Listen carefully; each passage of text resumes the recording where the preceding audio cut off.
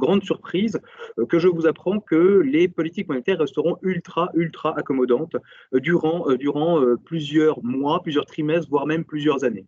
Donc ce tableau, en fait, n'est pas une surprise, puisque globalement, les banques centrales maintiendront des taux d'intérêt directeurs relativement faibles, ce qui exercera une pression constante finalement sur l'ensemble de la courbe des taux. Nous aurons l'occasion d'y revenir par la suite dans cette présentation. Et côté inflation, là aussi, il n'y a absolument rien à attendre pour l'année 2020, ni même pour l'année 2021, en dépit finalement de chiffres qui sont en augmentation significative dans certains cas, mais cette augmentation est principalement liée à ce qu'on appelle un effet de base. C'est un rebond mécanique de l'inflation que vous observez en 2021, et aujourd'hui, nous avons de bonnes raisons de penser finalement que les forces finalement inflationnistes sont aujourd'hui totalement muettes et qu'elles devraient le rester pour une grande partie de l'année 2021, voire même début 2022.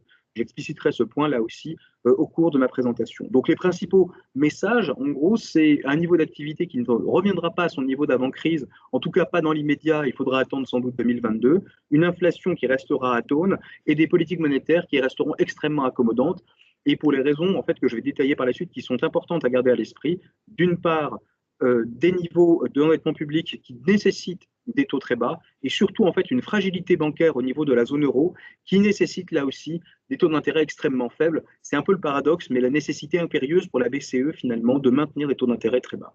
Alors, une fois qu'on a dit ça, donc, si on met un peu le curseur sur ce que je viens de dire, c'est-à-dire la reprise, qualifier cette reprise industrielle notamment, et finalement dans un contexte où on a de plus en plus de visibilité finalement sur l'état du monde. Alors cette visibilité, nous la devons bien sûr à l'élection américaine qui s'est soldée par la victoire de Joe Biden, donc qui est un candidat beaucoup plus consensuel, notamment vis-à-vis de l'Europe, qui est un candidat beaucoup plus bipartisan, qui ne va pas finalement les positions de chacun. Et la seconde source finalement de visibilité, bien sûr, elle est liée au vaccin. Et la troisième source, bien sûr, de visibilité, c'est cette deadline, cette date butoir finalement que nous avons enfin concernant cette sortie de crise sanitaire liée justement à ce vaccin. Alors, tout ceci n'est pas sans conséquence, bien évidemment, sur la conjoncture économique. Nous allons le voir immédiatement. Donc, le stress de marché, le stress macroéconomique que je représente sur cette graphique, sur cette planche, page 7 de la présentation, ici, vous indique effectivement que vous avez donc une volatilité qui a en toute logique augmenté de manière significative lors effectivement du premier confinement et qui se réduit de manière graduelle à la fois du côté des marchés et bien évidemment du côté économique. Vous savez la courbe rouge qui est l'indicateur de stress macroéconomique.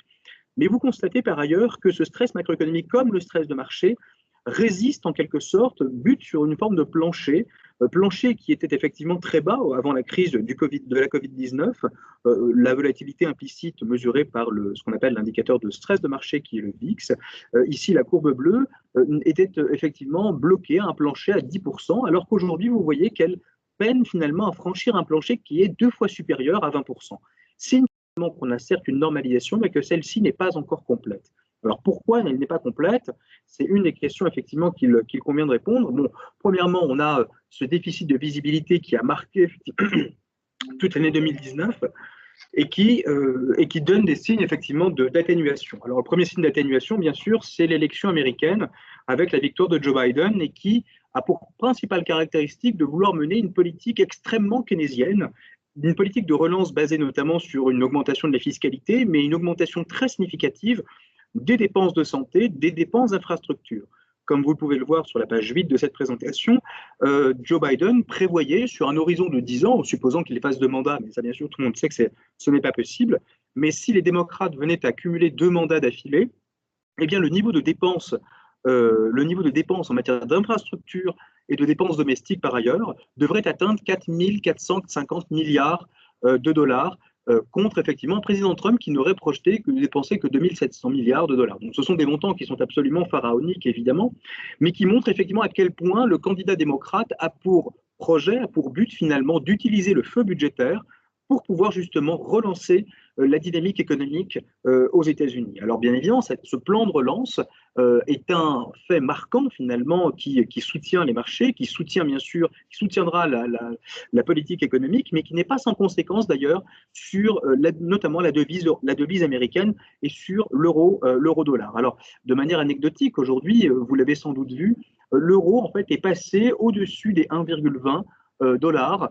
Donc la parité effectivement de l'euro s'apprécie vis-à-vis de la devise américaine et on va voir finalement que cette dynamique aura tendance à continuer par la suite. Alors pourquoi elle continuera? Pour des raisons effectivement relativement simples à comprendre. Et là je vais essayer d'avancer un peu plus vite dans la présentation puisque il y a encore beaucoup de matière à traiter. Donc si vous allez en fait sur la page suivante, donc vous voyez qu'effectivement la normalisation. Excusez-moi, je vous interromps parce qu'en fait, avec la liaison Teams, il y a toujours un petit délai entre le moment où le slide apparaît. Il est souvent décalé. D'accord, entendu. Alors, juste une question. Valérie, on peut tourner les slides, nous, directement, je pense.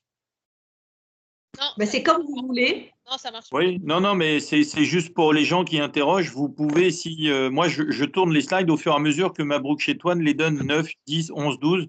Ce qui est bon. Ça après, marche pas pour tout le monde. Ah, ok, d'accord.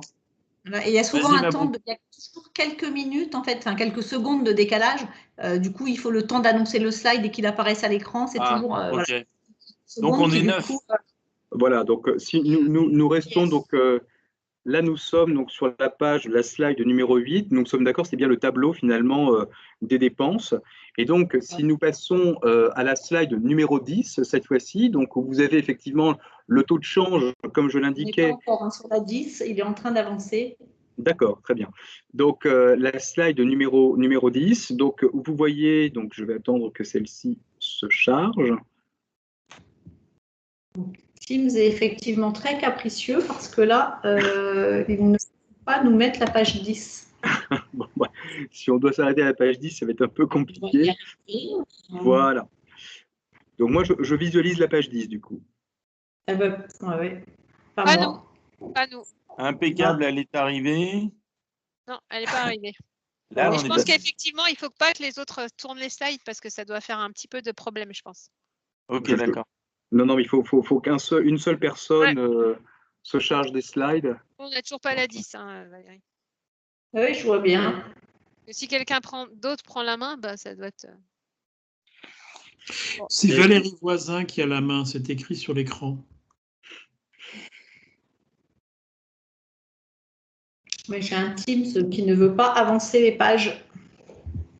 Écoutez, je peux peut-être prendre le contrôle et centraliser, du coup, essayer de faire en sorte que nous puissions avancer. Alors, attendez, je vais essayer. Tu l'as pris, Mabrouk? C'est la 11 directement. Oui, mais parce que… oui, bah écoutez, il refuse d'afficher la page 10. Il est passé à la page 11. Manifestement, il y a un problème avec la page 10. Bon, écoutez, là, voilà. Normalement, vous pouvez la visualiser.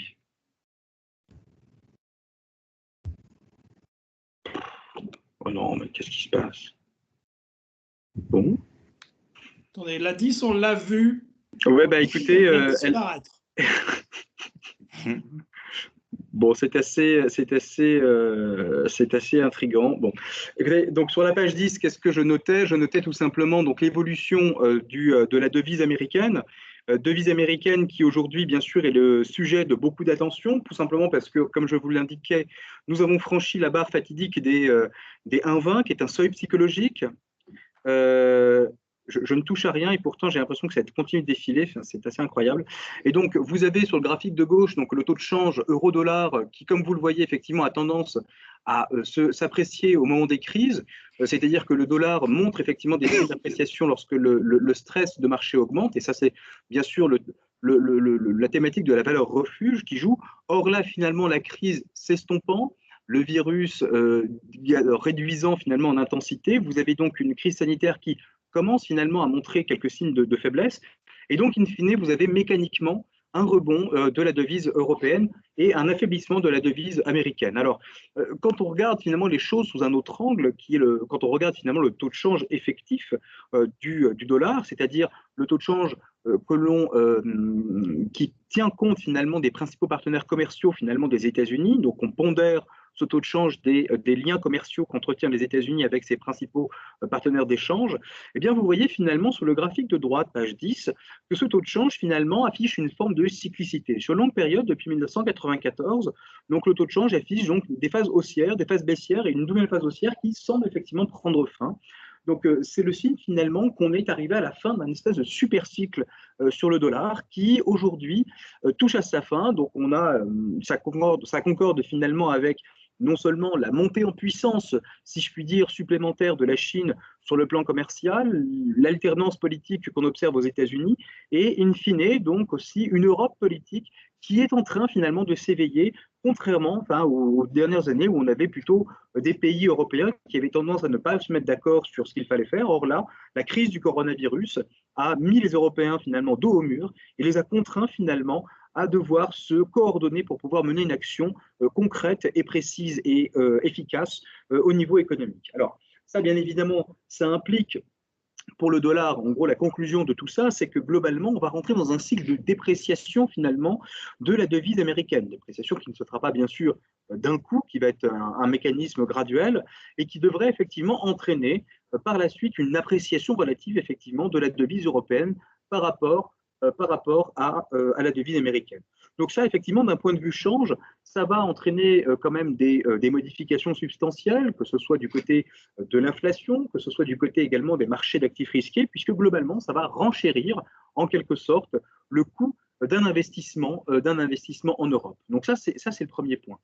Le second point que je voulais effectivement aborder avec vous, c'était donc cette reprise ici qu'on qualifie d'industrielle. Alors pourquoi finalement je qualifie cette reprise d'industrielle? Là, je vous invite donc à visualiser avec moi la page 12 de la présentation. Ici, cette page 12, sur la page 13, mon Dieu. La page 12, si elle daigne bien s'afficher. Voilà, alors il y a une forme étrange qui s'est mise également sur ce graphique. Je ne sais pas, c'est pas tout à fait. C'est curieux. Donc, je ne sais pas ce que vous voyez, mais moi, je ne vois rien du tout à l'écran. Je ne sais pas les autres participants. Est-ce que vous voyez quelque chose? On est page 10 toujours. Ouais, vous la voyez, la page 10? Oui. Corinne qui parle, oui, je la vois. Moi, je vois la page 9. Et moi, je suis la page 12. Moi aussi, je suis sur la page 12. Et moi, la page 9. On est sur la Chine. On vous écoute. Oui, la 12. Ok, bon. Le slide chinois. Voilà, la slide chinoise, merci. Donc du coup, pourquoi est-ce que je qualifie cette reprise industrielle? Ce que vous constatez sur ces deux graphiques, que ce soit le fret maritime chinois ou que ce soit les importations de véhicules légers en Chine, ces deux graphiques montrent effectivement une reprise très nette finalement à la fois du fret maritime, donc du commerce finalement de la Chine vis-à-vis des autres pays, mais également des importations de véhicules. Alors quels sont les pays qui produisent ces véhicules? C'est relativement simple, il y en a trois, on va dire, qui sont clairement identifiés, l'Allemagne, le Japon, la Corée. Et donc, si finalement la Chine se remet à importer des véhicules, c'est qu'on a effectivement une augmentation de la production de véhicules dans ces pays-là. Donc, c'est un peu ce qu'on constate. On a une reprise d'ordre industriel, ça concerne effectivement l'offre ici. Et lorsque vous transitez donc, sur la slide suivante, la slide numéro 13, qui, je l'espère, est visible sur vos écrans, vous constatez par ailleurs que la demande n'est pas en reste, puisque aux États-Unis, par exemple, quand vous regardez le graphique de droite, les dépenses de consommation que je segmente ici entre les services et les biens durables, ici, vous voyez que la crise du Covid a eu un impact homogène finalement sur à la fois les services et les biens durables, donc les biens de consommation durable, donc une contraction très forte de l'ordre finalement d'une vingtaine de points, un peu moins d'une vingtaine de points, et une reprise dichotomique, c'est-à-dire que vous avez des services qui se sont modestement repris et qui n'ont pas du tout regagné leur niveau pré-crise, alors même que les biens durables, qui sont l'objet évidemment de la production manufacturière, de l'industrie, etc., eux, finalement, ont regagné en vigueur et ont dépassé même le niveau qui prévalait avant la crise. Donc, ce qu'on observe ici aux États-Unis, on l'observe par ailleurs également dans d'autres contrées, effectivement, pays, c'est une constante en quelque sorte de cette reprise. On a une reprise aujourd'hui de type industriel. Alors si on regarde un peu plus près de chez nous finalement, même en Allemagne, donc sur la slide suivante, la page 14, Ici, donc, vous avez des graphiques bon, un peu curieux, je vous le concède, mais ils décrivent quelque chose de relativement simple à comprendre. Ici, vous avez l'indicateur IFO, qui est l'indicateur du climat des affaires en Allemagne. Alors, l'Allemagne, comme je le citais au préalable, est une économie plus orientée, effectivement, avec un poids de l'industrie manufacturière un peu plus important, et qui, effectivement, donc, est moins sensible à la reprise du commerce mondial. Et vous observez finalement qu'on a deux trajectoires différentes entre le cadran de gauche et le cadran de droite. Le cadran de gauche, donc le secteur manufacturier, montre effectivement les derniers points en rouge qu'on est toujours dans la zone d'expansion. Alors on vient d'y arriver tout juste au mois de novembre, mais même avec une tendance certes baissière, mais on reste effectivement dans une phase positive finalement du secteur manufacturier en Allemagne. Or, dans le secteur des services, qui est le cadran de droite, vous voyez que le dernier point finalement que l'on observe ici est rentré dans la phase de ralentissement, donc en bas à droite, dans le cadran qui est au sud-ouest, pardon. Et donc là, effectivement, vous voyez qu'il y a un risque de rentrer même dans une phase de récession si jamais, effectivement, la situation sanitaire ne se normalise pas assez rapidement dans les pays, de manière générale, dans les pays européens notamment. Alors, on sent bien, quand on regarde ces graphiques, pourquoi, effectivement, la pression, finalement, sur les gouvernements, de manière générale, a été si forte, puisque globalement, on avait toutes les chances, si on poursuivait effectivement le confinement, d'entrer de nouveau dans une récession assez forte, assez grave, au fond, et bon, certes, qui n'aura pas été aussi grave qu'au premier trimestre, mais qui aurait engendré des dommages collatéraux et des séquelles peut-être importantes et irréversibles dans nos économies. Et donc, c'est pour cela, finalement, que globalement, donc, même si nous savons que ce confinement a été moins sévère, finalement, que le premier, il n'en demeure pas moins qu'on aura, finalement, une récession de nature, une récession économique importante dans les pays européens. Donc, la France, l'INSEE estime que nous aurons, vient de publier une note cet après-midi même, estime à moins 4,5%. Pour ma part, j'estime qu'elle sera un peu plus forte finalement à moins 5,5% pour le quatrième trimestre. Alors on reste toujours dans des chiffres qui font peur, hein, clairement, mais malgré tout des chiffres qui sont très nettement supérieurs à ce qu'on observait lors du premier confinement.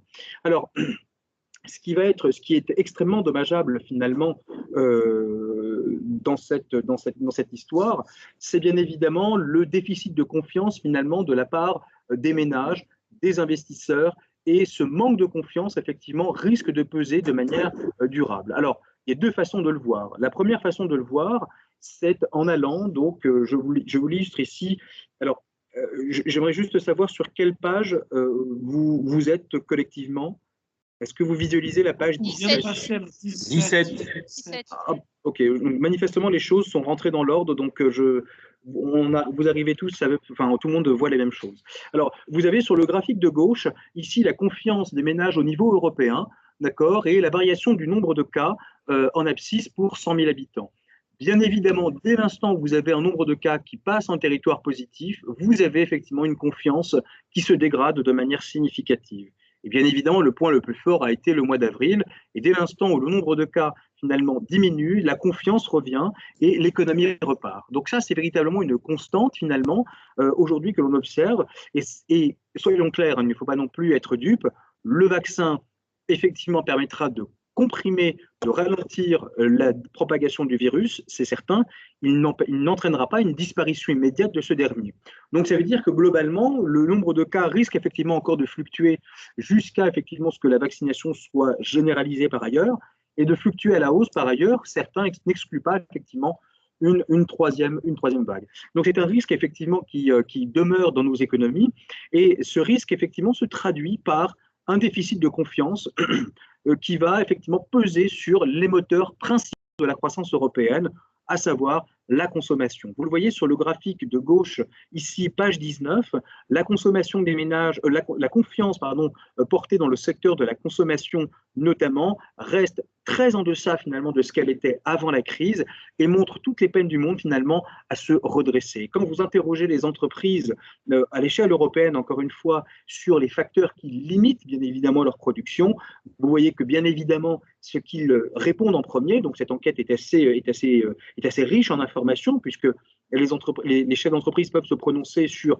différents facteurs qui viennent limiter la production, mais le premier qui revient de manière systématique, c'est bien évidemment la demande.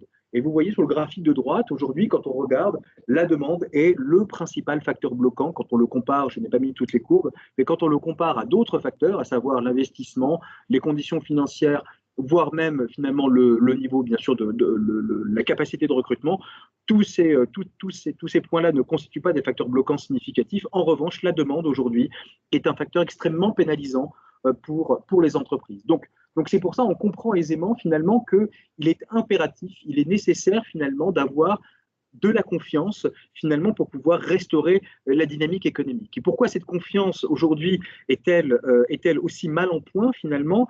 Et là, que ce soit les États-Unis ou que ce soit finalement l'Europe, on risque d'avoir les mêmes problèmes de part et d'autre de l'Atlantique. J'ai pris le cas des États-Unis puisque ce cas est assez édifiant.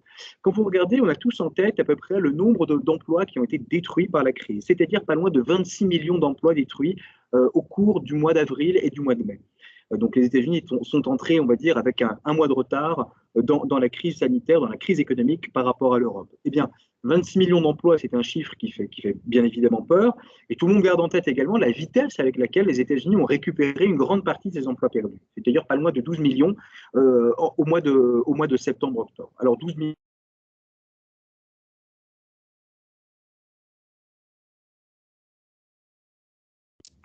Ça bloque. Pour les États-Unis. Allô? On vous entend. Ah, okay. Ça a été coupé, vous avez dit, et ils ont récupéré 12 millions et après on n'a plus entendu. Oui, on vous a perdu. J'ai eu un message d'erreur et finalement c'est revenu. Bon. Donc, du coup, ils ont récupéré effectivement 12 millions, ils ont fait la partie la plus facile, mais la partie la plus difficile, effectivement, reste encore à venir. Et donc, ça, c'est pour une économie où le marché du travail est flexible, on va dire, et où on peut, effectivement, on n'a pas du tout le même droit du travail que nous avons en Europe et en France notamment. Et donc, vous imaginez bien, finalement, que ce chemin qui a été effectué aux États-Unis, s'il reste encore la partie la plus difficile à faire, qu'est-ce que ça va être finalement en Europe? Alors, en Europe, vous pouvez effectivement me dire, mais attention, on a eu le chômage partiel qui est parvenu finalement à maintenir effectivement le tissu économique et l'emploi. Il est vrai, et on le regardera tout à l'heure, notamment en France, les chiffres sont là aussi édifiants, la puissance effectivement de cette mesure sur le marché du travail. Mais restons encore quelques instants aux États-Unis pour vous montrer d'une part que le nombre de personnes qui ont quitté le marché du travail suite à la crise est tout simplement impressionnant. Vous le voyez sur le graphique de gauche, le taux de participation, qui est donc, je rappelle la définition, alors le taux de participation est une mauvaise traduction. Il faut plutôt parler de taux d'activité.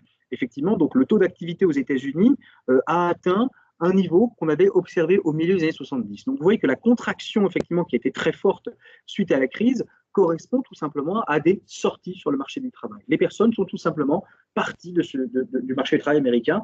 Et donc, tout l'enjeu, finalement, va être de les faire revenir.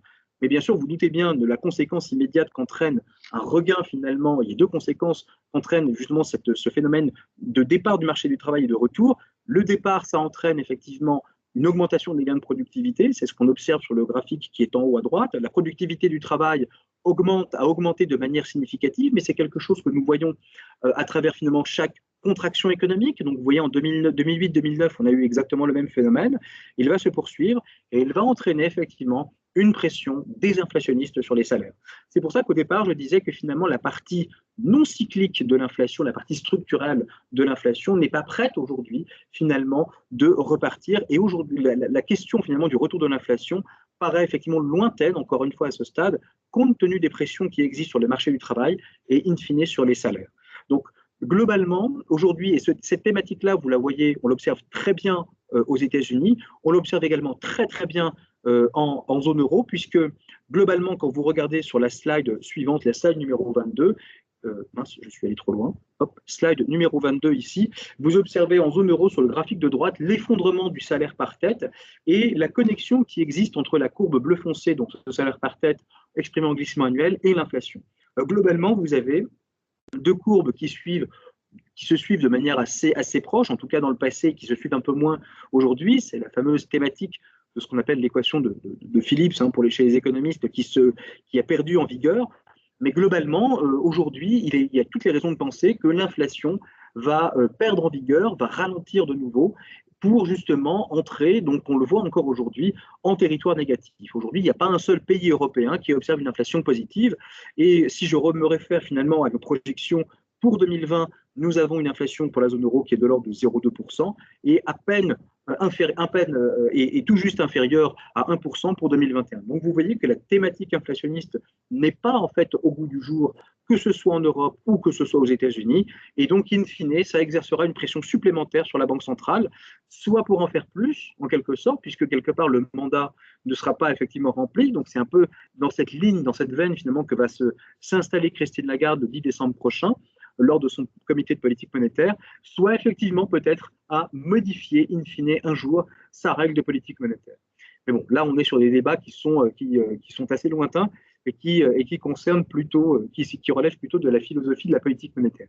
Mais en tout état de cause, ce qu'il faut retenir, c'est que sans inflation, globalement, ça va poser des problèmes pour les entreprises, notamment en termes de pouvoir de fixation des prix et donc de taux de marge globalement. Donc, parce que dans une économie qui est dépourvue de tension inflationniste, ben, vous avez mécaniquement la conséquence la conséquence immédiate sur les marges des entreprises qui vont subir une pression là aussi baissière. Donc ça aussi, c'est quelque chose qu'il convient de surveiller de près.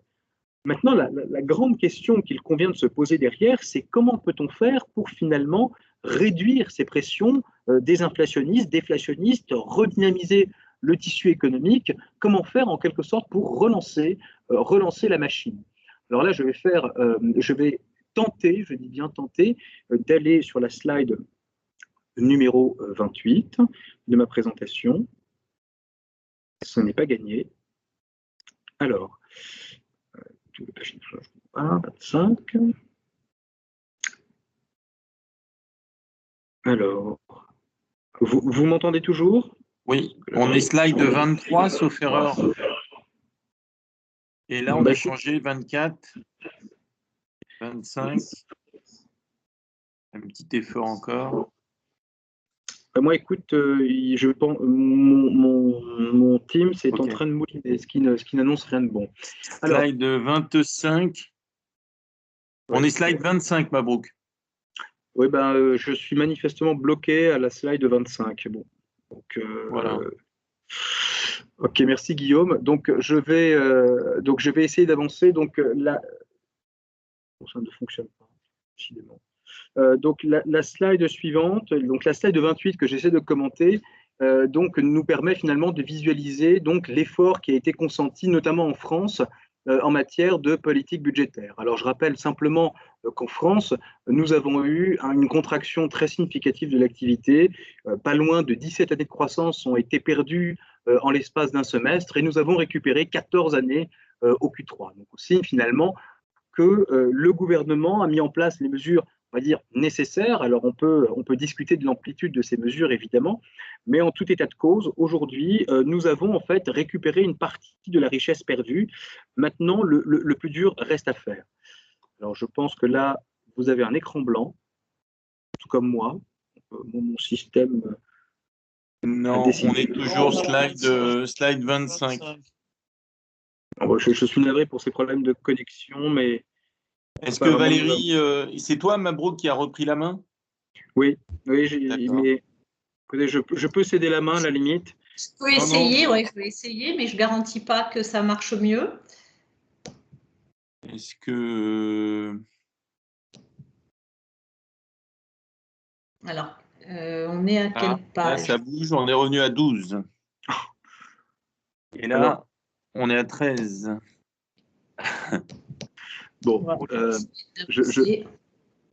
de toutes les façons, la présentation vous sera communiquée par ailleurs sur le site, me semble-t-il. Vous aurez. J'essaie d'avancer. C'est pour aller jusqu'à la combien? À la 25 ou 26? 28. 28, 29, si c'est possible. Donc. On s'en rapproche, on est à 23. J'imagine. Vous la voyez, la 23 ou pas? 16. Oui. On est à 23, là, c'est bon. 24, 26. Ah, j'ai vu passer la 28 et je suis allée trop vite. Je reviens en arrière. Et la 28. Alors, moi, j'ai la 28 à l'écran. Je ne sais pas si vous l'avez tous. Non, moi, j'ai la 28. Ouais, moi aussi, j'ai la 28. Parfait. Il y a des couleurs à droite. C'est ça, vous avez la décomposition du PIB français. Je suis sur la 28 aussi. Parfait. Donc, page 28, donc vous avez effectivement la destruction de richesse que j'illustre sur le graphique de gauche. Encore une fois, raisonnement en niveau d'activité et donc la création, enfin, du moins la récupération très forte que nous avons observée lors du troisième trimestre. Alors, bien évidemment, le quatrième trimestre, comme je vous le disais, va être de nouveau en récession, mais je souhaitais en fait vous faire un point sur la France et notamment sur la partie en fait sur la partie qui concerne les différentes mesures qui ont été mises en place et qui ont permis notamment la récupération de la croissance. Alors, ce qui est très intéressant et très important de garder à l'esprit, c'est surtout, donc, je vous invite cette fois-ci, s'il est possible, de passer sur la slide numéro 31 que nous allons commenter un peu. Il s'agit en fait, donc, sur cette slide, vous avez l'ensemble des mesures, des deux principales mesures qui ont été mises en place par le gouvernement. Donc, le PGE, c'est-à-dire donc, les prêts garantis par l'État, ainsi que les demandes d'inscription à Pôle emploi qui sont calculées, qui sont relevées de manière hebdomadaire, c'est le graphique du milieu. Eh bien, vous observez sur ce graphique, donc page 31, le graphique du milieu, non seulement que les demandes d'inscription à Pôle emploi en 2020 hebdomadaire, la courbe rouge, ont été inférieures à celles de 2019. Preuve finalement que le chômage partiel a permis de maintenir en activité théorique, en activité partielle, un grand nombre de salariés, évitant du coup l'explosion finalement du taux de chômage. Alors, combien de salariés ont été concernés par cette mesure?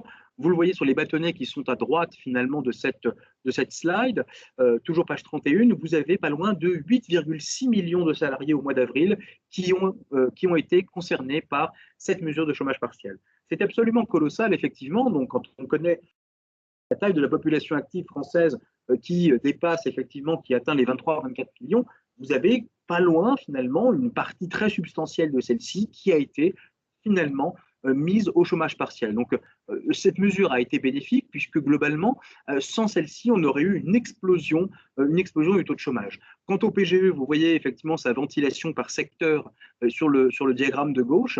Ce PGE effectivement aujourd'hui atteint, les chiffres datent du mois de septembre, mais ils ont atteint pas loin de 130, ils atteignent à peu près 130 milliards d'euros aujourd'hui, donc sur une enveloppe effectivement de 300 milliards. Aujourd'hui, donc, l'ensemble de ces mesures ont permis la stabilisation et le maintien du tissu économique en l'état, finalement, ils ont permis finalement le regain de l'activité au troisième trimestre. Alors maintenant, la question concerne la demande. Et là, je vous invite à passer à la page 32 de la présentation. La demande, elle aussi, a été soutenue puissamment par l'État, et encore plus puissamment finalement que l'offre. Et on va comprendre pourquoi. Quand vous regardez finalement le petit tableau donc, où vous avez effectivement l'estimation de la baisse du revenu primaire, alors de quoi s'agit-il? Le revenu primaire concerne le revenu perçu avant le paiement des impôts pour les ménages et avant le paiement des cotisations et des charges pour les entreprises. Donc une fois qu'on a payé tout ça, on a ce qu'on appelle le revenu disponible. Et donc en France, effectivement, les pertes ont été voisines, enfin elles ont été à peu près similaires en France, en Italie, en Espagne, etc. De l'ordre, on va dire, s'échelonnant entre moins 80 et moins 120 milliards d'euros. Donc, une perte très substantielle, effectivement. Et donc, il convient de regarder par qui a été absorbé ce choc. Donc, le revenu primaire, la baisse de revenu primaire a été absorbée à hauteur de 48%. Vous regardez le graphique qui est en bas à gauche. La partie gauche, effectivement, je mets donc la partie France et la partie droite, ce sont les États-Unis. Donc, en France, effectivement, ce sont principalement les entreprises qui ont absorbé une grande partie du choc, finalement, de baisse de revenus primaires. Donc, 48%. Et la surface rouge représente le choc absorbé par les ménages, moins 40% à peu près. Et le restant étant les APU, c'est-à-dire les administrations publiques. Mais quand vous passez effectivement sur la colonne d'à côté, c'est-à-dire le revenu disponible des ménages, le revenu disponible au niveau global, vous apercevez que la surface rouge a totalement disparu quasiment, laissant place à la surface bleu foncé, donc celle des APU, qui a entièrement pris en charge finalement la baisse de revenus des ménages. Donc les États finalement ont concentré davantage leurs efforts sur le maintien de la demande que sur le maintien finalement de l'offre. Alors l'offre a été maintenue par le PGE, par le chômage partiel, mais le chômage partiel, in fine, a permis de bénéficier aux ménages et a permis finalement de soutenir la demande lorsque celle-ci est repartie lors du déconfinement. Donc on voit bien aujourd'hui que toute l'énergie de l'État va se concentrer sur le soutien à la demande, parce que c'est finalement la condition sine qua non de la reprise. Donc, une fois qu'on a dit ça, donc, globalement, donc, la reprise où en est-on aujourd'hui, donc on a effectivement je reprends une enquête que vous connaissez sans doute par cœur, c'est l'enquête AFTE Rexecode sur l'évolution de la trésorerie globale. Est-ce que tout le monde peut se mettre en mute parce qu'il y a beaucoup d'écho? Excusez-moi. Pardon, oui, merci. Y a-t-il toujours de l'écho? C'est mieux, merci beaucoup. Merci à vous. Donc, l'évolution de la trésorerie des entreprises, effectivement, grâce à ces mesures, a permis finalement de revenir à une situation, on va dire, normale. Les crédits, effectivement, quand on regarde en France, notamment au SNF, aux sociétés non financières, sont très nettement, effectivement, repartis à la hausse. Alors, pour les ménages, c'est plus délicat, effectivement, notamment la dimension résidentielle est quelque part en retard et en souffrance. Effectivement, alors, il y a quand même là quelques points de faiblesse là aussi, puisque tout n'est pas rose dans ce tableau que je décris. Le délai de paiement, effectivement, se rallonge, mais ça, c'est quelque chose de normal, puisque globalement, toute la chaîne finalement de paiement souffre aujourd'hui du premier et du deuxième confinement. Et quand on regarde finalement l'indicateur du climat des affaires de l'INSEE, page 34, vous avez ici donc un climat des affaires qui n'est pas encore revenu finalement à son niveau pré-crise. Encore une fois, c'est très important de garder à l'esprit quand est-ce que nous allons pouvoir revenir à ce niveau qui prévalait avant la crise. Et là, effectivement, on sent bien que le second confinement, bien sûr, va causer bien sûr de nouveau des dégâts. Et 2021 va être une reprise qui va être, on va dire, volatile, qui en tout cas sur la première partie de l'année 2021, ça va être une reprise difficile, volatile, poussive, et qui devrait commencer à se normaliser au second semestre de l'année 2021, pour effectivement prendre un peu plus d'élan et un peu plus d'envol en 2022 et récupérer in fine notre niveau d'activité qui prévalait avant la crise. Alors bien évidemment, dans ce contexte-là, et je l'illustre parfaitement, page 35, la condition clé, c'est l'anticipation des ménages sur la situation économique, c'est le niveau de confiance, encore une fois, j'insiste sur ce terme-là, la confiance, c'est absolument l'élément clé et l'élément qui permettra finalement un retour rapide à la normale. Et là, vous voyez que dans l'enquête, effectivement, INSEE, et quand on interroge les ménages, page 35, sur la situation économique sur les 12 prochains mois, eh bien, vous observez finalement qu'on a de nouveau en fait, une inflexion négative qui s'observe. Alors, bien évidemment, c'est lié à tout un tas de paramètres. Le paramètre, évidemment, chômage, perspective de chômage qui ne s'améliore pas, l'épargne de précaution, effectivement, qui augmente et qui, bien sûr, incite les ménages à encore plus de prudence. Donc, tout ceci, bien sûr, implique pour le gouvernement de travailler sur cet aspect-là pour pouvoir, justement, maximiser les probabilités de succès de la reprise. Alors là, les chiffres, effectivement, datent encore de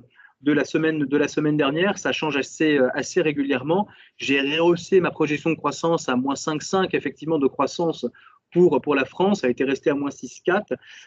Et donc, du coup, effectivement, nous arriverions à peu près à moins 9% de croissance. Donc, attendez, excusez-moi, j'ai un problème. Chose qui s'agit. Voilà, pardon. Donc voilà, donc la situation en France n'est pas pire, n'est pas meilleure qu'ailleurs. Elle est médiane en quelque sorte, puisque la France est entre l'Allemagne, était en dessous de l'Allemagne, si je puis dire, en termes de projection, meilleure que l'Italie et l'Espagne. Et l'État, effectivement, a mis en place tout un dispositif qui permet finalement de maintenir quelque part la projection de croissance à un niveau, du moins la reprise de la croissance à un niveau acceptable pour l'an prochain. Alors, toute la difficulté, c'est de briser cette chaîne, d'accord ? Briser la chaîne de la récession, briser la chaîne effectivement de la contraction qui entraîne effectivement des destructions et des effets permanents sur l'activité. Et là, la situation est pas très encourageante. Page 38. Ici, quand on regarde sur l'impact des crises sur le potentiel de croissance de la France, alors non seulement ce que j'ai pris les principales phases de récession, épisodes de récession pour la France, donc 75, 93 et 2009, où là, véritablement, la France est entrée de manière très forte en récession. Eh bien, ce qu'on observe, c'est que l'activité économique, avant, après, 5 ans avant, 5 ans après, généralement, baisse de manière assez substantielle. Et là où c'est finalement encore plus, entre guillemets, dangereux en quelque sorte, c'est de se dire quel est l'impact de ces crises sur la croissance potentielle. Et là, le constat est édifiant, puisque quand vous regardez la dernière ligne de ce tableau, page 38, vous observez que finalement, selon la Commission européenne, l'évaluation de la croissance potentielle avant-après crise de la France va toujours dans le même sens. Nous n'arrivons pas à récupérer le niveau de croissance potentielle qui connaissait la France avant une crise. Alors, qu'est-ce que c'est que cette croissance potentielle? Une définition toute simple consisterait à dire c'est la quantité de richesse que nous sommes en mesure de produire compte tenu finalement du stock de capital, à la fois de capital financier, de capital matériel et de capital immatériel dont nous disposons. Donc, en gros, c'est qu'est-ce qu'on est capable de générer en termes de richesse en France en utilisant notre technologie, notre savoir-faire. Eh bien, vous voyez finalement que systématiquement, après chaque épisode de récession, en France, mais ce constat, nous le faisons absolument partout dans le monde, y compris aux États-Unis, les pays ne se remettent pas finalement des crises qu'ils connaissent et qu'ils traversent. Alors, ceci nécessite finalement de se questionner sur comment, encore une fois, rompre ce schéma négatif. Et une manière de le faire assez simple, c'est d'utiliser de manière pleine et puissante, page 40, les outils de politique économique, c'est-à-dire la politique budgétaire et la politique monétaire. Ici, vous avez, page 40, donc l'évolution du ratio dette sur PIB aux États-Unis. Alors, j'ai pris la série la plus longue disponible, c'est-à-dire celle disponible depuis 1920. Aux États-Unis, vous voyez que le pic du ratio dette sur PIB à 100%, qui est encore une fois un seuil psychologique aux États-Unis, n'a été atteint qu'une seule fois, c'est-à-dire en 1944, c'est-à-dire en pleine Seconde Guerre mondiale.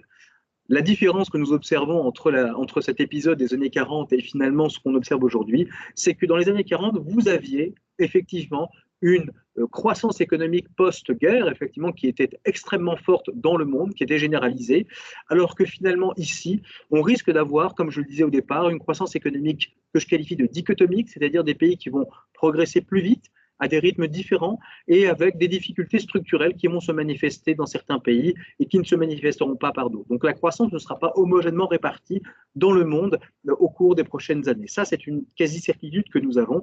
Elle sera davantage logée dans les émergences. C'est quelque chose qu'on voyait déjà dans ce qu'on appelle le monde d'avant. C'est quelque chose qui risque de perdurer par la suite. Eh bien, effectivement, ce ratio dette sur PIB, malgré tout, malgré les efforts, effectivement, peut-être de rationalisation de la dépense publique, etc., vont continuer d'augmenter en raison effectivement de l'affaiblissement de la croissance et de l'augmentation nécessaire et impérieuse des dépenses publiques pour pouvoir maintenir finalement tout le monde en activité. Alors, comme je le disais, le pendant de cette augmentation des dépenses publiques, c'est une politique monétaire ultra accommodante pour permettre aux États de pouvoir effectivement financer la reprise, financer le colmatage macroéconomique nécessaire à la survie de nos économies. Et bien évidemment, donc, ce colmatage budgétaire a un impact, bien évidemment, notamment sur le secteur bancaire. Et là, je vous invite à passer donc à la slide numéro 43 du document, où vous avez effectivement l'exposition des banques de la zone euro au titre de dettes souveraines nationaux. Dit autrement, en fait, quand vous regardez le graphique de gauche, page 43, la courbe verte représente l'exposition en fait des titres du secteur bancaire italien, l'exposition du secteur bancaire italien au titre de dette souveraine italien. Et effectivement, on constate en toute logique que vous avez des banques italiennes qui achètent de plus en plus des titres de dette de l'État italien. Ce qui, bien sûr, les met en risque si jamais vous avez une augmentation significative des taux d'intérêt. Mécaniquement, ça va poser un problème au niveau bancaire italien qui, on le sait d'ailleurs, est fragile et clairsemé, est un système qui est assez éclaté, qui est exactement l'opposé de ce qu'on a en France, c'est-à-dire un système plus concentré avec des très grosses banques finalement, et alors que le système italien, lui, fait preuve est beaucoup plus morcelé et beaucoup plus exposé par ailleurs à la thématique effectivement souveraine. Et dans un contexte par ailleurs, et là je vous invite à regarder le graphique de droite, page 43, où vous avez en fait des outlooks négatifs émis par les agences de notation qui sont en train de se généraliser aux principaux pays de l'Europe. Donc concernant le secteur bancaire notamment, vous voyez qu'entre décembre 2019 et novembre 2020, les perspectives, effectivement, les mises sous surveillance négative en quelque sorte, il ne s'agit pas de dégradation encore, mais les mises sous surveillance négative du secteur bancaire se sont généralisées à l'ensemble des pays européens. Alors, c'est dit avec des niveaux, des amplitudes différentes, bien sûr, au niveau entre chaque pays, mais vous constatez ici qu'on a en Italie, en France, des perspectives négatives qui se dessinent et qui fragilisent davantage finalement la notation du secteur bancaire. Tout ceci implique de toutes les manières finalement une action forte et continue et durable des banques centrales. Dit autrement, les taux ne peuvent pas remonter. Ce n'est pas qu'ils ne doivent pas remonter, c'est qu'ils ne pourront pas remonter si on veut éviter à la fois un remake de 2011-2012, c'est-à-dire une crise des dettes souveraines, et également combiné à cela une crise bancaire. Donc la zone euro ne pourra pas le tolérer, ne pourra pas le supporter en quelque sorte en matière d'activité. Et il est donc impératif dans ce contexte-là de maintenir des taux d'intérêt très très bas. Alors comment va procéder la BCE pour le faire? Page 44, bien évidemment ce sera l'outil non conventionnel qui sera utilisé, avec des liquidités déposées auprès de la Banque centrale qui seront qui sont aujourd'hui déposées et qui atteignent quasiment 3 500 milliards. Donc ces liquidités représentent ce qu'on appelle la base monétaire, c'est-à-dire les réserves augmentées finalement des billets. Donc c'est à peu près un proxy de M1 augmenté. Et donc vous voyez effectivement que cet outil de monétaire constitue aujourd'hui l'outil privilégié par les banques centrales. Alors, quand on regarde, est-ce que l'action de la Banque centrale européenne, notamment, est crédible? Est-ce qu'elle est jugée crédible par les marchés? La réponse est oui. Et là, je vous présente, page 45, le graphique sans doute le plus déprimant de cette présentation, c'est-à-dire le graphique de droite, où vous voyez finalement les perspectives de remontée de taux, donc la courbe forward en fait de Leonia, qui est bientôt passé, qui avait déjà passé à l'Ester, pardon, pré-Covid, enfin à la fin 2019, pré-Covid, et on va dire la dernière en date, c'est-à-dire celle de la semaine dernière, qui date de fin novembre, et qui vous montre effectivement que globalement, non seulement il y a deux faits marquants à retenir ici, c'est que vous avez une anticipation de marché d'une baisse du taux de facilité de dépôt de la BCE de 10 BP pour quelque part en 2021. Donc, ce n'est pas un scénario auquel nous souscrivons, puisque nous savons que la BCE n'est pas en mesure, enfin, peut le faire, mais c'est compliqué, elle doit compenser cette mesure pour les banques qui ne se situent pas également dans un contexte, on va dire, extrêmement joyeux, si je puis dire. Et le deuxième enseignement de cette courbe, c'est que je ne l'ai pas mis sur le graphique, mais le moment où cette courbe croisera l'axe des abscisses, c'est-à-dire 0, interviendra en août 2029. C'est-à-dire qu'en gros, aujourd'hui, les marchés ont totalement perdu de vue l'idée, en tout cas dans un terme, on va dire, assez court, l'idée d'une normalisation par le canal du taux d'intérêt de la politique monétaire européenne. Celle-ci restera durablement accommodante et par le canal, effectivement, non conventionnel.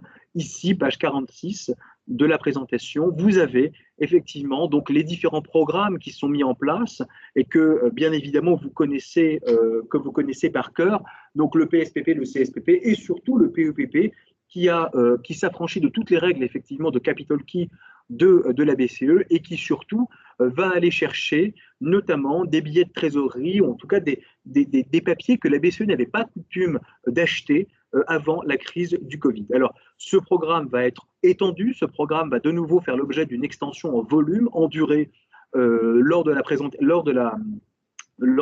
du prochain meeting de politique monétaire de Christine Lagarde le 10 décembre prochain. On estime que ce dernier devrait augmenter de près de 500 milliards pour à la fois venir entre guillemets, soutenir l'effort budgétaire des États, mais également venir soutenir le système bancaire si jamais effectivement la zone euro en avait besoin. J'attire votre attention sur un point, c'est que cette semaine nous avons eu un accord au niveau du MES, du mécanisme de stabilité économique de la zone euro, qui effectivement permet aux institutions européennes de consolider finalement leur intervention au niveau bancaire si jamais effectivement le besoin s'en faisait sentir. Donc on a bien la preuve ici quelque part que c'était un sujet crucial dont il fallait absolument tenir compte. Le secteur bancaire est fragile, il y a des zones de fragilité et la BCE ne peut pas se permettre de laisser filer son secteur bancaire. Enfin, donc, quand on met tout ça bout à bout, qu'est-ce qui va se passer pour 2021? Donc là, je vous invite à passer à la page 48 de la présentation, où vous avez ici donc ce que j'appelle la supply net, c'est-à-dire en gros les émissions brutes des États nettes des rachats de la BCE, des achats de la BCE.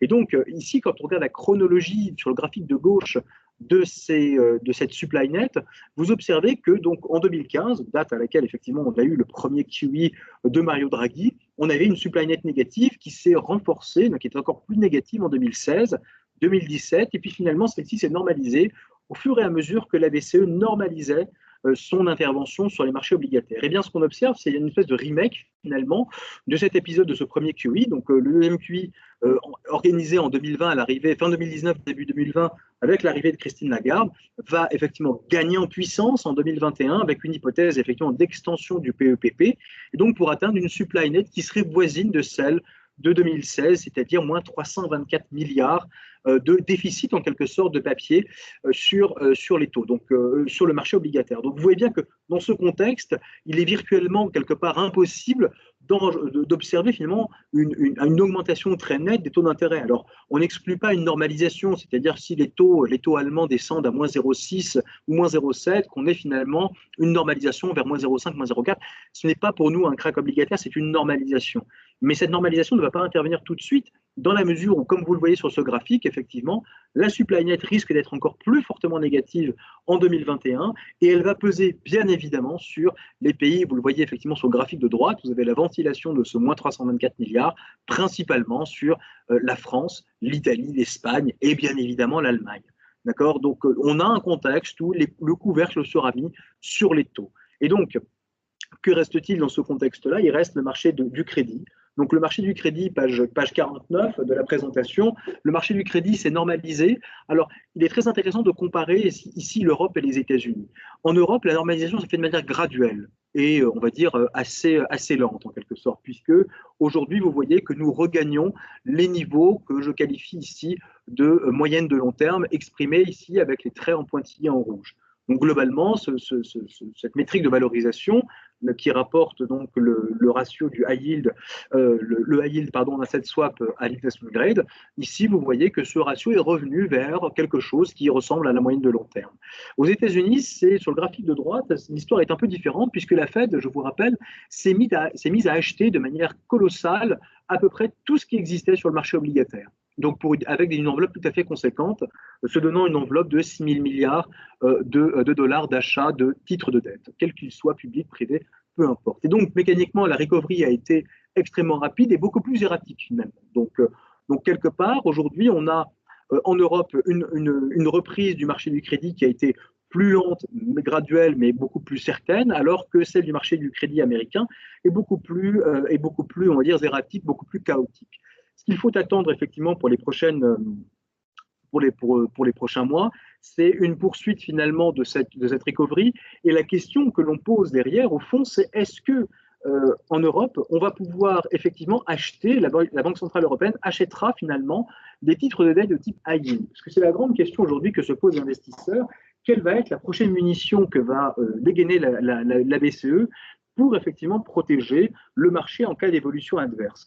Et donc, page 50, vous avez donc quelques idées. Donc, vous avez ici, donc, d'une part, les émissions qui ont été effectuées au Q1 et au Q3 sur le marché selon le rating, et vous voyez que la partie jaune des disques qui sont situés à droite, au premier trimestre, les émissions de high yield représentaient en Europe 15%, alors qu'elles représentent pas loin de 24% au troisième trimestre. Alors, je vous rappelle que ça, a priori, c'est plutôt censé emmener les spreads plutôt à la hausse, et on s'aperçoit finalement que ces derniers, au fond, restent relativement stables, voire même continuent effectivement de baisser. Ce qui montre que nous avons un appétit de la part des investisseurs pour se porter sur cette classe d'actifs. Alors pour le moment, il nous semble prématuré pour la BCE d'investir finalement, de se porter sur ce marché, puisque les choses finalement se sont normalisées, mais il n'est pas impossible finalement, dans un futur dans lequel effectivement d'autres crises puissent se manifester et que les marchés soient de nouveau finalement pris de panique, que la BCE décide finalement, avec un certain retard bien sûr par rapport aux États-Unis, de se porter acquéreuse de titres notés high yield par ailleurs. Donc en conclusion, je vois que l'heure tourne et que nous devons à un moment donné nous arrêter. En conclusion, donc, je vous emmène en page 52 de la présentation. Globalement, donc, on a un effondrement de l'activité économique classique, une reprise qui sera poussive non seulement, on va dire, en France principalement et dans les pays voisins européens en raison des facteurs bloquants que j'ai pu évoquer, à savoir le déficit de confiance, que ce soit du côté des ménages ou du côté des entreprises également. Une entreprise a besoin effectivement de visibilité pour pouvoir investir et développer sa capacité de production. Et quand bien même finalement le vaccin arrivera de manière généralisée, celui-ci n'arrivera de manière généralisée qu'à partir de la fin du premier trimestre et ne donnera lieu finalement à des effets positifs que quelque part au troisième, quatrième trimestre de l'année 2021. Pour envisager une normalisation plus, on va dire, plus significative autour de l'année 2022. Ceci implique de toutes les manières le maintien finalement des mesures de colmatage budgétaire de la part des États. Ceci implique par ailleurs que la BCE et les banques centrales de manière générale maintiennent finalement une exposition, enfin du moins une action extrêmement forte et ciblée pour pouvoir maintenir des conditions monétaires et financières extrêmement accommodantes pour éviter, dans tout drame, notamment justement une crise des dettes publiques que beaucoup craignent effectivement, que beaucoup d'acteurs craignent en raison de l'envolée des déficits. Maintenant, les facteurs de risque, je ne les ai pas évoqués, mais on va en parler peut-être lors de la session de questions-réponses. Les facteurs de risque, évidemment, donc c'est une reprise épidémique effectivement très forte, une mutation du virus qui entraînerait un nouveau confinement, même si ce scénario semble aujourd'hui assez lointain, mais en tout cas, on ne peut pas l'exclure. Désolé, qui a la main parce qu'on est bloqué et on n'a pas la 52, on est à la 14. Je ne sais pas qui a la main en ce moment, mais on n'arrive pas à aller à la 52. Il y a un caprice de cette présentation et les pages ne tournent pas. Donc, moi, j'ai plus la main pour les tourner. Je ne sais pas si quelqu'un a repris la main entre-temps. Donc là, à nouveau, je peux avancer. Donc, vous voulez aller à quelle page? 52, s'il vous plaît. Elle n'avance pas. Elle ne veut pas tourner correctement. Je suis navrée. Donc, il faudra que effectivement les personnes reviennent le support après la conférence. Il s'agissait de la slide de conclusion où effectivement je mets les principaux messages dans lesquels les principaux messages de la présentation. L'autre facteur de risque que nous voyons, c'est bien sûr le profil de stop and go en quelque sorte qui pénaliserait fortement les entreprises. Donc ce profil de stop and go que nous connaissons aujourd'hui à cause des confinements, s'il venait à se généralisé par la suite, poserait d'énormes problèmes aux entreprises en termes de visibilité. Et enfin, bien sûr, les deux autres risques qui sont le risque, en tout cas en interne, d'augmentation des inégalités, de dislocation sociale, qui était un risque très important que prennent très au sérieux les pouvoirs publics, et un peu plus loin de chez nous, mais juste à côté, bien évidemment, le Brexit, qui aujourd'hui inquiète principalement les entreprises britanniques, qui sont aujourd'hui, on va dire, dans une forme d'expectative et n'attendent plus grand-chose finalement d'un gouvernement qui semble jouer la stratégie de la terre brûlée. Voilà, alors je vous prie par avance de m'excuser vraiment pour cette présentation placée un peu chaotique, liée au problème finalement de réseau. Bon, écoutez, je vous invite en tout cas à la consulter sur le site une fois qu'elle sera mise et n'hésitez pas à m'écrire par ailleurs si jamais vous avez d'autres questions qui vous viendraient à l'esprit par rapport à cette présentation. Donc, si par ailleurs vous avez des questions dès maintenant, je serai ravi d'y répondre.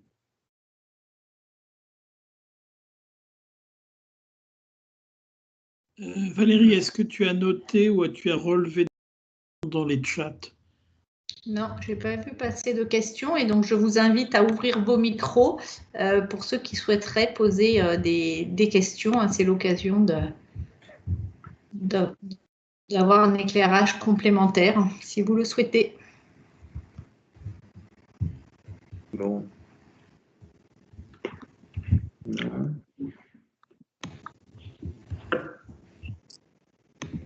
J'ai le sentiment que finalement, sur l'année 2022, il y aura une demande soutenue, finalement, un peu identique. Donc, en fait,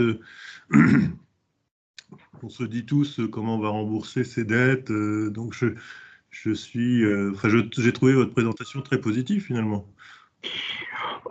Disons que pour la reprise, en tout cas en France et en Europe, je la vois finalement un peu plus étalée en quelque sorte. On aura un bout de reprise en 2021 et un autre bout en 2022.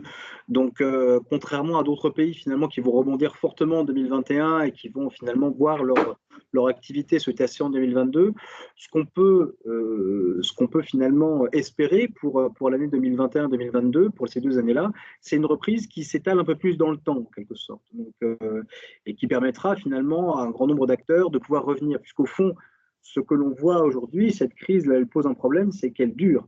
Si on avait finalement eu une résolution de cette crise au premier confinement, bon, le premier confinement a été très sévère, très dur, mais on aurait pu effectivement s'en sortir. La difficulté, c'est que ça commence à prendre trop de temps et donc la pression, effectivement, est beaucoup trop forte sur les pouvoirs publics et maintenant, effectivement, des différents agents économiques pour pouvoir, effectivement, retrouver une activité et, comme vous l'avez souligné, pour pouvoir rembourser ses dettes.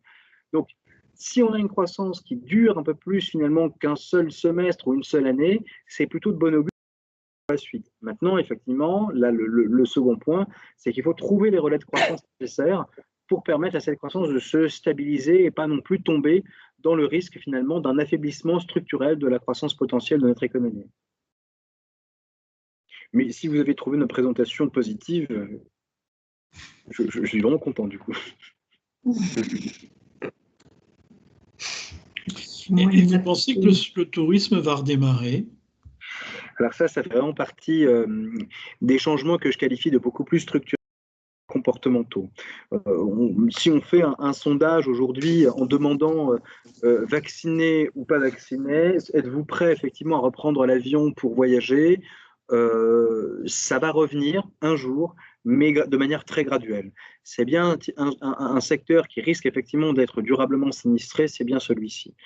C'est le secteur effectivement du tourisme. Alors, au départ, effectivement, on va sans doute avoir une période de latence, mais je peine à croire que nous ne revenions pas un jour vers nos habitudes de consommation, en tout cas de consommation touristique, comme celle qu'on avait vue. Alors, sans doute qu'on aura des changements parce qu'on aura peut-être un tourisme beaucoup plus responsable, plus écologique, etc.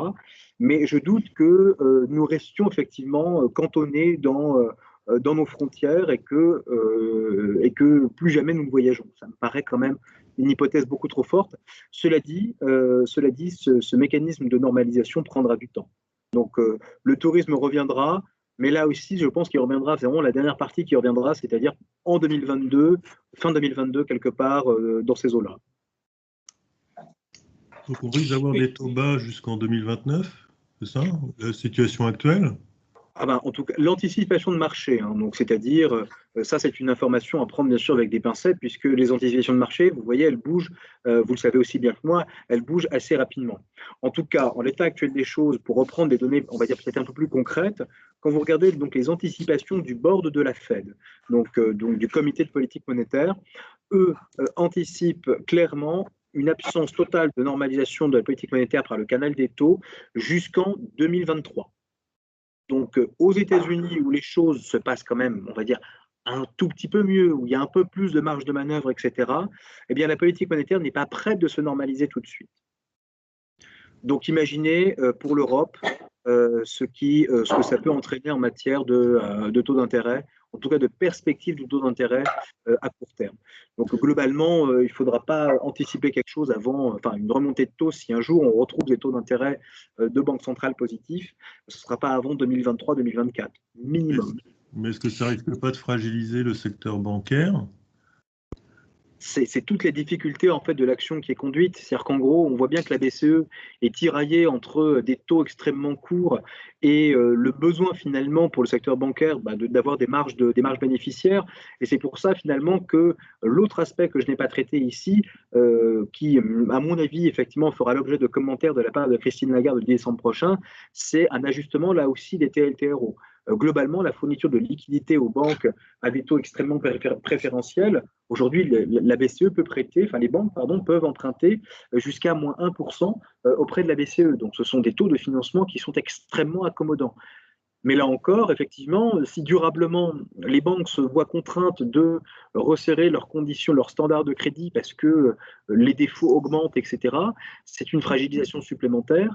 Et dans un contexte de taux très bas, ça fait des marges bénéficiaires qui disparaissent. Donc, soit le métier se réinvente et on a affaire à une transformation structurelle, soit effectivement les banques n'ont pas d'autre choix que finalement demander en permanence l'aide des banques centrales.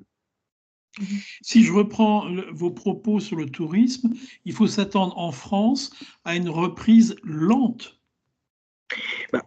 À mon sens, le tourisme d'abord européen reviendra sans doute en premier, mais le tourisme, voir les touristes asiatiques revenir en France, si on n'a pas, entre guillemets, encore une fois, assez de recul sur le vaccin, sur la certitude que tout le monde a été vacciné, donc tout ceci prendra du temps, la reprise sera lente à mon sens, effectivement. Alors, il faut aussi relativiser le poids du tourisme en France. Alors, on entend tout et son contraire. Le tourisme au sens très strict du terme, je ne parle pas de tous les emplois induits, où là, effectivement, c'est beaucoup plus important, mais le tourisme au sens strict, c'est 4 points de PIB. Donc, c'est beaucoup, mais ce n'est pas non plus, entre guillemets, quelque chose d'inabsorbable pour l'économie française. Celui-ci va revenir, on ne parle pas de zéro tourisme, hein, donc on parle effectivement d'une réduction très substantielle et d'une reprise graduelle. Après, effectivement, quand on comptabilise toute l'activité induite par le tourisme, là, effectivement, c'est beaucoup plus important. Là, effectivement, on commence effectivement à voir des difficultés substantielles se manifester si jamais cette situation venait à perdurer. Mais à mon sens, encore une fois, mon intuition, c'est que la reprise ne sera pas immédiate, elle sera très graduelle sur le plan touristique. C'est vrai que le tourisme, comme le dit monsieur, c'est plutôt peut-être le transit des personnes étrangères et l'accueil touristique français. Donc en fait, finalement, ce qui va en pâtir, à mon avis, c'est plus les sociétés aériennes, finalement, quelque part. Ah oui, non, mais là effectivement, le dommage collatéral, enfin, même dommage de premier rang en quelque sorte, hein, donc toutes les compagnies aériennes aujourd'hui voient leur activité clouée au sol, elles sont contraintes de faire voler pour ne pas voir effectivement le capital se détériorer, puisque ça c'est véritablement un enjeu majeur. Ne pas faire voler un avion, c'est le condamner en quelque sorte à rester cloué au sol.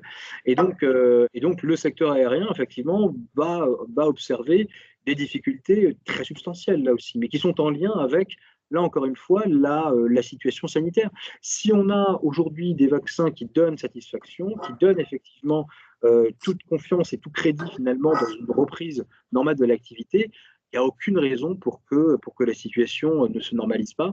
En revanche, si ça dure, ça va commencer véritablement à freiner l'activité au niveau aérien, qui est déjà très, très mal en point.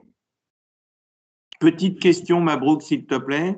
Sur les agences de notation, quelle réaction on peut attendre de leur part sur les notations des principaux pays zone euro, États-Unis, avec l'endettement qui s'est accéléré?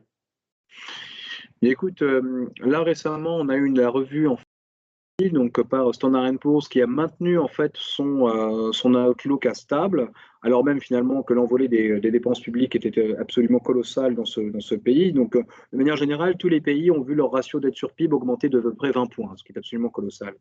Donc aujourd'hui, pourquoi est-ce que les agences de notation ne dégradent pas? Puisque vous avez un appui massif qui est la Banque centrale. Vous avez un acheteur structurel qui se met en phase de toutes les dépenses des États. Donc en gros, ça correspond à ce qu'on appelle vulgairement dans le jargon l'hélicoptère monnaie. Donc quand un État dépense et que tout ceci effectivement est acheté et que ces dépenses sont financées par émission de titres et que ces titres sont achetés par la Banque centrale, c'est ce qu'on appelle ni plus ni moins une monétisation de la dette. Donc aujourd'hui, pourquoi les agences de notation n'ont pas non seulement, entre guillemets, la capacité de pouvoir dégrader, même si elles le voudraient bien, mais globalement, vous avez des banques centrales qui achètent absolument tout. Donc, in fine, vous avez une confiscation du marché obligataire par les banques centrales. Et globalement, quand on réfléchit un peu, les banques centrales, qu'est-ce qu'elles vont faire de ce papier? Elles vont l'acheter, elles vont le détenir jusqu'à effectivement maturité et elles vont rouler effectivement la pause. Donc, globalement, ceci est absolument indolore.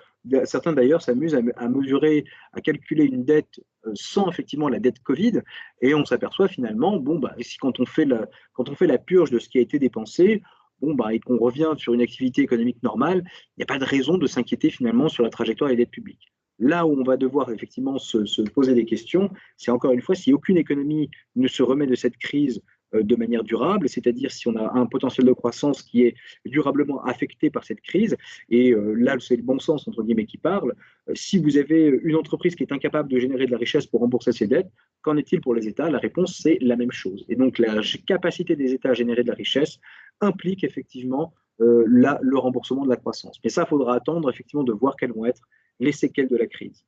Et donc les agences de notation pour le monde ne bougeront pas. Il y a une question sur le chat. Que pensez-vous du niveau du dollar? N'est-ce pas une vraie menace pour la reprise européenne? Que peut faire la BCE? Rebaisser ses taux directeurs? Point d'interrogation. Jusqu'où? Point d'interrogation. Alors, le dollar à ce stade, vis-à-vis de l'euro, donc puisqu'il s'agit de la parité euro-dollar, ne constitue pas véritablement, on va dire, une menace. Alors, c'est une menace pour les pays qui ont une reprise que j'ai qualifiée d'industrielle, donc mettons, on va dire aujourd'hui l'Allemagne, bien que l'Allemagne, effectivement, on a bien vu qu'ils étaient capables de dégager des excédents commerciaux avec un euro-dollar à 1,40, voire même au-dessus. Donc ça, c'est pas véritablement un souci. Donc à ce stade, on est plutôt dans une zone de valorisation qu'on qualifie de conforme ou juste finalement par rapport à différentes métriques. Alors c'est vrai que si ça venait effectivement encore à se déprécier, si la devise européenne venait encore à s'apprécier, ça commencerait à poser un problème dans un contexte où déjà on sent une polarisation des échanges commerciaux, où déjà finalement on n'est pas dans une dynamique de commerce mondial qui effectivement bénéficie à tout le monde. On sent l'accord en fait qui a été signé, si vous avez vu passer mi-novembre par la Chine avec un grand nombre de pays asiatiques, montre effectivement qu'on est plus sur une régionalisation de plus en plus croissante finalement de nos échanges. Et donc tout ceci va encore plus mettre en difficulté la zone euro qui peine déjà à s'affirmer sur le plan du commerce mondial. Alors, donc oui, ça peut être un facteur pénalisant pour de nombreux pays, comme la France et l'Italie notamment, qui vont pâtir d'un euro qui pourrait avoisiner les 1,25, 1,30. Donc là, effectivement, ça nécessiterait hypothétiquement une intervention de la Banque centrale, mais à ce stade, la Banque centrale ne peut rien faire, parce que dans son mandat, entre guillemets théorique, la Banque centrale ne doit pas effectivement intervenir directement sur le marché des changes. Alors bien évidemment, elle peut intervenir indirectement, via le canal des taux d'intérêt. Mais aujourd'hui, comme je le disais, baisser le taux de facilité de dépôt, on se souvient finalement de la baisse de moins 0,4 à moins 0,5, ça a eu un impact temporaire, très temporaire sur l'euro, finalement, qui a tout simplement effacé très rapidement la baisse, la dépréciation liée à la politique monétaire ultra accommodante. Donc globalement, on sent bien que ce n'est pas par ce canal-là que la BCE par le canal des taux d'intérêt que la BCE va jouer. Elle va davantage jouer sur le canal, effectivement, de la politique non conventionnelle. Et on va voir effectivement l'intervention de Christine Lagarde le 10 décembre prochain, étendre la partie non conventionnelle encore. Ça pourrait effectivement calmer les pressions haussières sur la devise européenne. À ce stade, on ne voit pas effectivement on a franchi un cap psychologique des 1,20. Là, effectivement, la trajectoire est ouverte vers les 1,25, soyons clairs. Et l'intervention de Christine Lagarde devrait effectivement calmer les ardeurs de la devise européenne à l'appréciation. Mais encore une fois, baisser les taux n'apporterait rien de bon, ça déstabiliserait encore plus finalement le secteur bancaire et ça entraînerait finalement un effet plus négatif qu'on appelle effectivement une forme de zombification de l'économie, puisque à force de distribuer de la liquidité, des crédits, etc., de manière un peu non ciblée en quelque sorte, on a une allocation qui devient du capital qui devient sous-optimale. Et donc ça, c'est la conséquence des taux très bas et de cette liquidité abondante qui effectivement paralyse, pourrait effectivement entraîner la zombification de nos économies.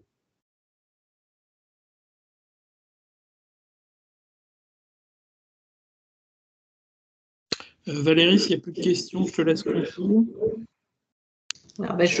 C'est Corinne qui, oui, s'il n'y a plus de questions, on peut redonner la parole à Corinne qui a organisé cette réunion. Est-ce que Corinne a son son ouvert?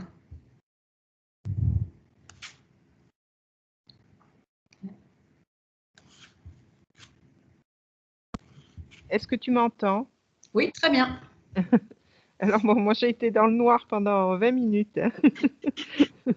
Heureusement, j'entendais Mabrouk. Donc, alors, encore grand merci à Mabrouk. Désolée pour les problèmes techniques. Effectivement, le support sera sur le site de la FTE. Je remercie tous les participants. Et je sais que le contexte est un petit peu compliqué, mais j'espère que tout le monde réussira à passer de bonnes fêtes de fin d'année. C'est la dernière réunion donc ici organisée à Clermont et pour les prochaines, les informations seront diffusées au fur et à mesure dans l'agenda de la FTE. Encore merci à tous et à bientôt. Merci beaucoup. Merci beaucoup. Et donc, on va mettre le support rapidement sur le site pour que vous puissiez le récupérer. Et l'enregistrement que l'on est autorisé aussi de diffuser a également été capricieux au début de la réunion. Donc, on va voir ce que l'on peut faire pour le récupérer. Peut-être il nous manquera les premières minutes, mais idéalement, on espère que vous pourrez suivre en replay sur le site à la fois le podcast et la présentation en synchronisation, de façon à ce que vous puissiez raccrocher les graphes, les présentations au discours de Mabrouk, qui était très intéressant. Et je remercie donc Mabrouk Chetouane pour son intervention. Et je vous souhaite à tous de belles semaines de fin d'année dans les meilleures conditions possibles. Merci. Merci. À bientôt. Merci. Au revoir. Merci, à bientôt. Merci, au revoir.